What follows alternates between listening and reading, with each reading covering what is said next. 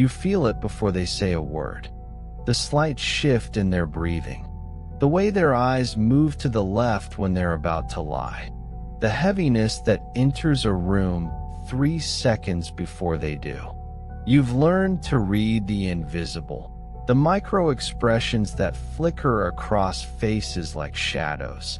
The energy that changes when someone is holding back tears.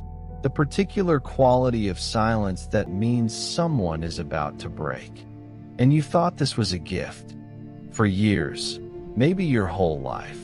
You believed that feeling everything so deeply made you special. Made you good. Made you someone who could help. Who could heal. Who could hold space for all the pain that others couldn't carry alone. You became the friend people called at 3 in the morning. The one who always knew what to say. The emotional translator in every relationship. The one who could feel both sides of every conflict and somehow find the thread of understanding that connected them. But somewhere along the way, something changed. You started noticing that you could remember everyone else's stories in perfect detail, but your own life felt blurry. Like you'd been so busy holding up mirrors for other people that you forgot to look at your own reflection.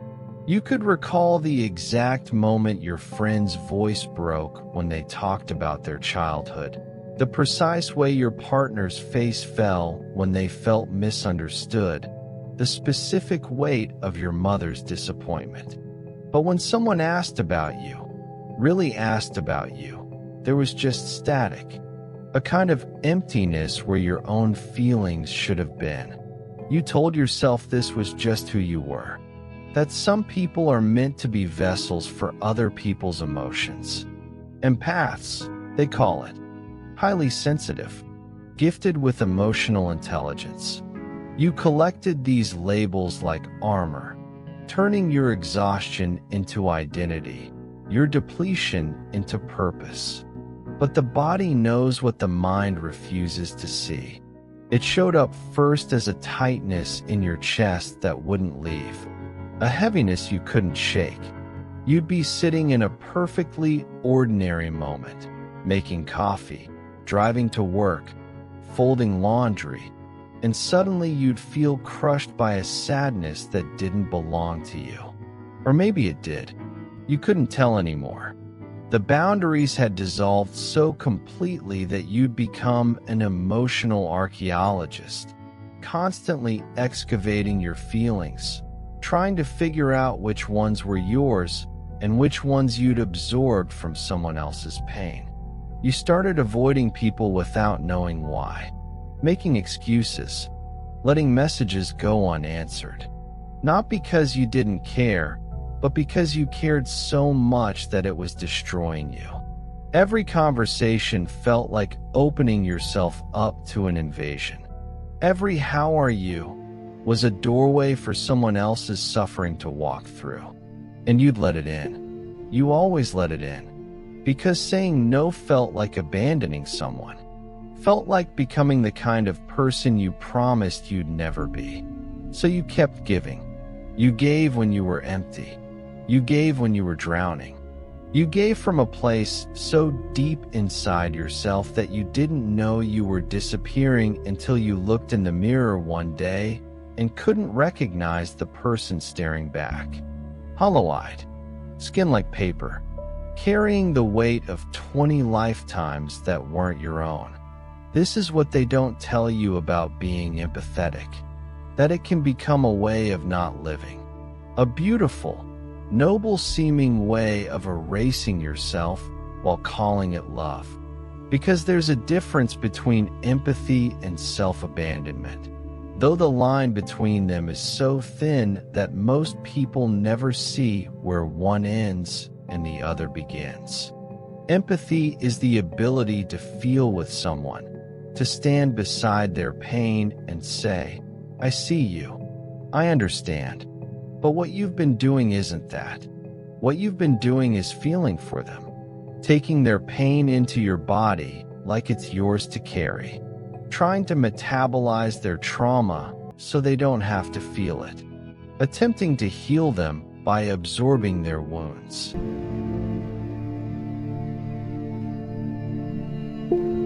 And the cruelest part is that it doesn't even work. You cannot save someone by drowning with them. You cannot heal someone by breaking yourself open. All you can do is create two people who are suffering instead of one. You've learned this, haven't you? In the quiet moments when you're honest with yourself. When you look at all the relationships you've poured yourself into and see that most people didn't actually change. They didn't heal because you suffered alongside them. They just got comfortable with having someone who would always catch them when they fell.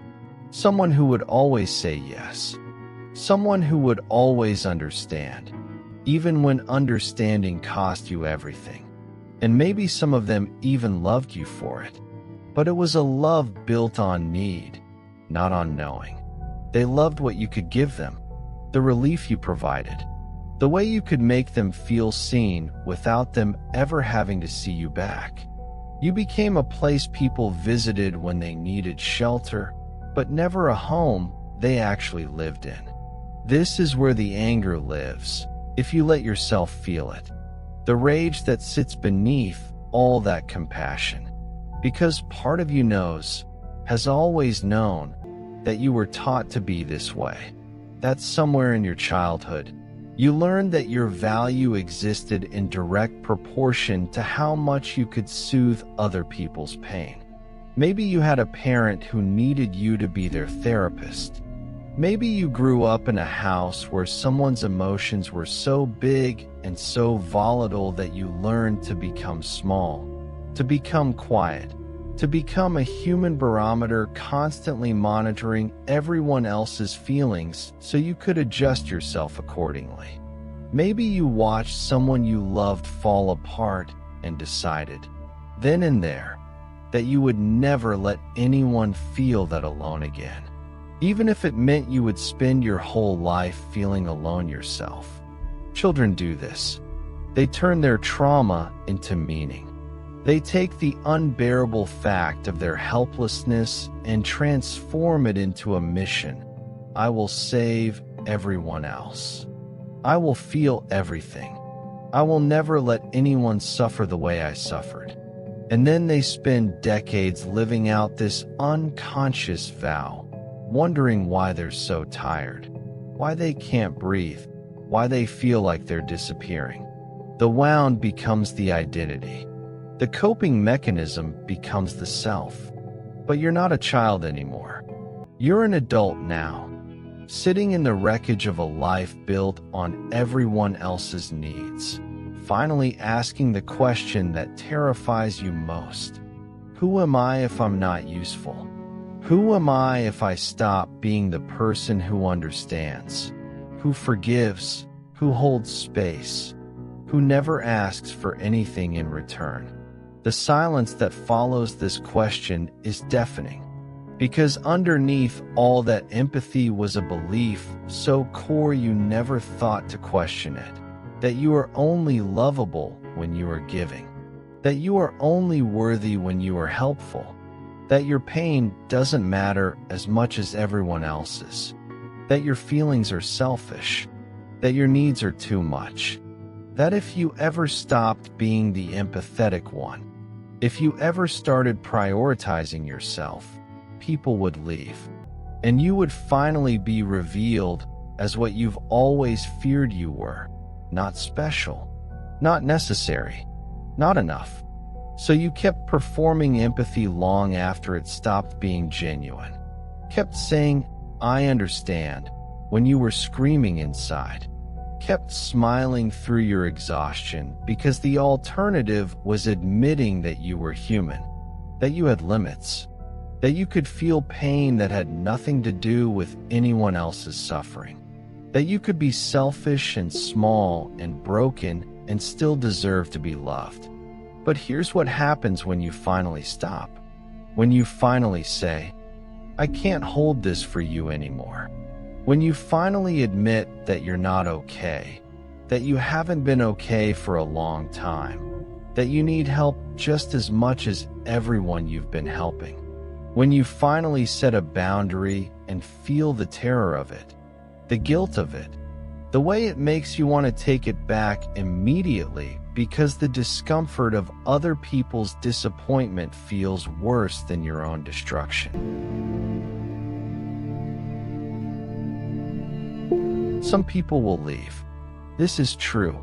The ones who were only there for what you could give them, who loved your empathy but never learned to love you, they'll disappear.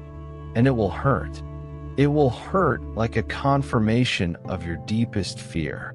See, you were only valuable when you were useful, but then something else happens.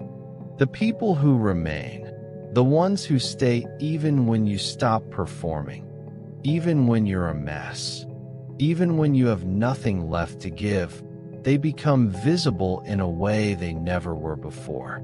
You start to see that real love doesn't ask you to disappear. Real love doesn't require you to be endlessly available. Real love isn't conditional on your capacity to fix, to soothe, to understand at the cost of your own well-being. Real love sees you, not just the empathetic version of you, all of you. And slowly, in the space created by your boundaries, you start to find something you thought was lost, yourself. Not the self that was built around everyone else's needs, but the one that exists independently, the one with preferences and limits and desires, the one who can say no without it being a moral failure, the one who can feel someone else's pain and choose not to carry it, the one who can witness suffering without trying to fix it. This is the empathy that doesn't destroy you, the empathy that comes from wholeness instead of woundedness, because you can't truly feel with someone when you've lost yourself in them. You can't hold space for another person's humanity when you've denied your own. The healers who heal aren't the ones who are always available. They're the ones who have learned to hold their own center, who can feel deeply without drowning, who can care without collapsing, who understand that sometimes the most compassionate thing you can do is say, I can't be there for you right now. I need to be here for myself. This sounds simple. It's not. Learning to protect yourself after a lifetime of porousness feels like building a house in the middle of an earthquake. Every boundary you set sends tremors through every relationship. Every time you prioritize your own needs, that old voice whispers, selfish. Every time you say no, you feel the ghost of whoever taught you that your worth was measured by your willingness to sacrifice. But you do it anyway. You start small. You let a phone call go to voicemail. You tell someone you don't have the emotional capacity to hear their story today. You notice your own feelings before you scan the room for everyone else's. You practice the revolutionary act of thinking about what you want before asking what everyone else needs. And gradually, something shifts. You realize that the people who truly love you actually prefer the real version, the one with boundaries, the one who sometimes says, I can't, the one who has bad days and doesn't hide them, the one who asks for support instead of always giving it. They prefer this version because it's true, because it's human, because it gives them permission to be human too.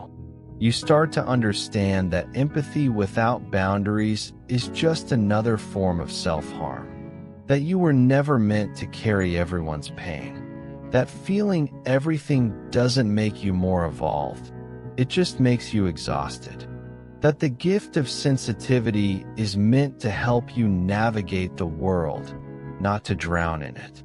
You begin to practice something new, compassionate detachment.